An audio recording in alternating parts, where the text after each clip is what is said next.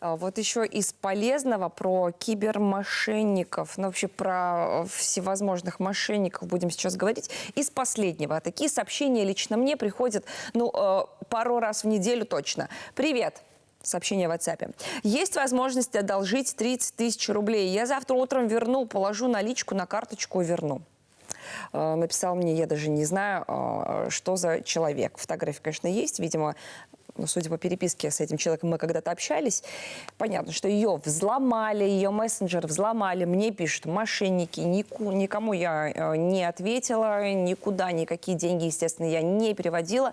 И вам советую тоже быть максимально настороженными. Здесь мы с вами в какой-то степени, конечно, защищены. Будем защищены уже совсем скоро, потому что вступает в силу долгожданный закон, который обяжет банки возвращать похищенные у нас с вами деньги. Но мы этого не допускаем, да, чтобы нас похищали. Мы вас периодически предупреждаем в эфире. За подробностями мы обращаемся к эксперту по безопасности отделения Банка России в Башкортостане Рамилю Насибуллину. Доброе утро. Здравствуйте, Рамиль Сигатович.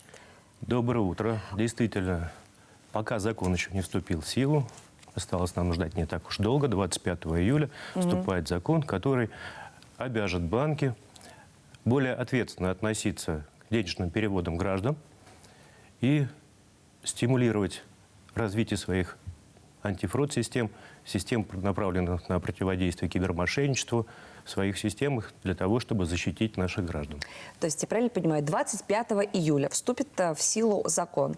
И это значит, что если кто-то попался на удочку мошенников, этому человеку будут возвращены все средства, которые он перевел вот этим вот недобросовестным людям, мягко говоря, недобросовестным. Ну, надо сказать, что не совсем это так. На самом деле, не в отношении всех переводов денежных счетов, которые будут совершаться на счета мошенников, будет это правило действовать.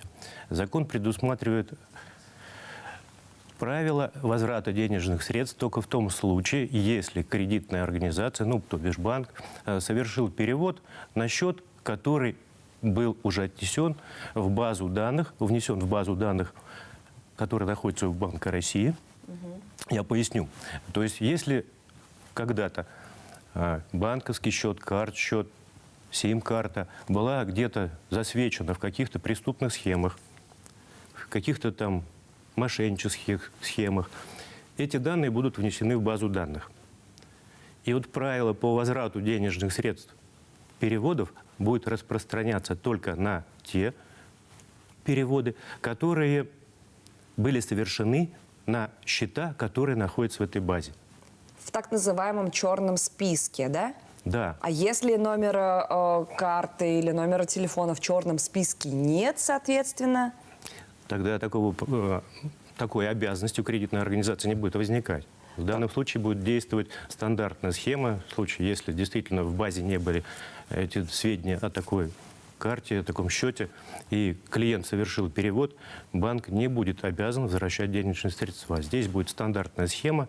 Клиент должен будет обратиться, как обычно, в правоохранительные органы с заявлением о том, что у него были совершены мошеннические действия и похищены средства.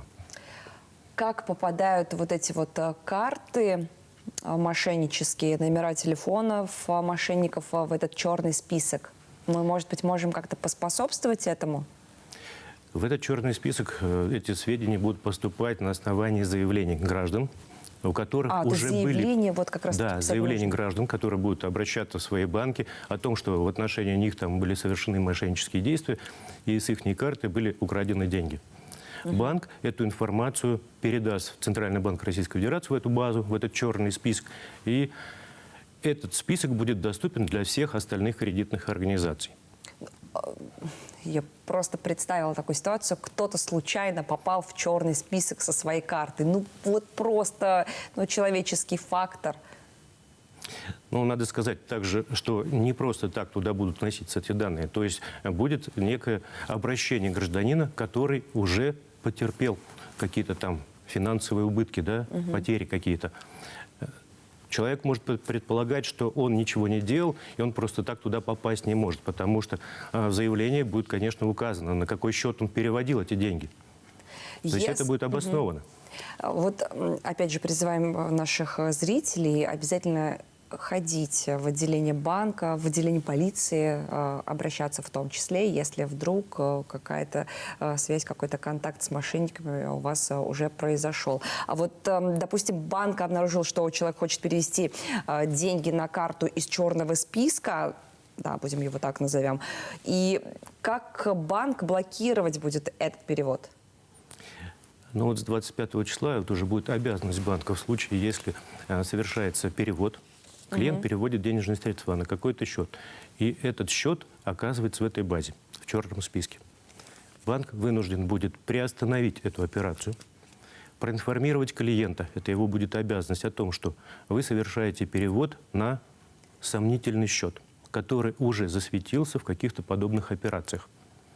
И банк, в соответствии с законом, приостановит совершение операции на 2 дня. Это предусмотрено законом, так называемый период охлаждения. 2 дня будет дано гражданину, так, чтобы он успокоился, разобрался, если необходимо будет, посоветоваться там с близкими, с родственниками, даже, может быть, с консультантами банка, и понять, на самом деле он осознанно делает этот перевод или он все-таки под влиянием мошенников. Если в течение 2 дней он принимает решение, что нужно совершить перевод, и он его производит, дает поручение банку, банк совершит перевод на этот счет. Но при этом обязанность банка по возврату денежных средств, она уже отпадет. То есть всю ответственность на себя примет клиент банка. Я когда про мошенников говорю, знаете, хочется быть максимально эмоциональной, призвать наших зрителей быть внимательными, пожалуйста. Но столько вот этих вот разных схем, никому ничего не переводите, ни под каким предлогом. Пишет вам якобы друг, просит деньги в долг, позвоните сначала этому своему другу или родственнику, да, перестрахуйтесь. Ну вот что это такое? 30 тысяч рублей. Какие там еще? В WhatsApp сейчас пишут, в ДТП попали. Что? Какие еще популярные схемы? Очень схем много, и они совершенствуются. Буквально любая повестка, новостная повестка, она обыгрывается мошенниками, начиная от того, что повысить там пенсию нужно, необходимо, либо еще там какие-то там бонусы, выигрыши, просто проголосовать. Очень много всяких инструментов, которые, ну, в принципе, должны настораживать наших граждан и как-то соблюдать некую осторожность, не спешить, обдумать. Не нужно переходить по каким-то ссылкам. И в первую очередь, если у вас просят сообщить вам подтверждающий код, 4-значный, там, 6-значный, который вы должны поставить себе сразу «стоп». Это мошенники. Вот на этом должно срабатывать однозначно. А инструментов будет наверняка еще и много, и разных. И любая новостная повестка, вспомните недавно мы ЕГЭ, даже эту тему мошенники обыграли в свою пользу и использовали для введения в заблуждение граждан. Для обогащения своего. Будьте, пожалуйста, бдительны. Мы обращаемся с такими словами ко всем нашим зрителям. Рамиль Сигатович, вам спасибо огромное и до встречи в эфире. Об этом нужно продолжать говорить много. Будем. Спасибо.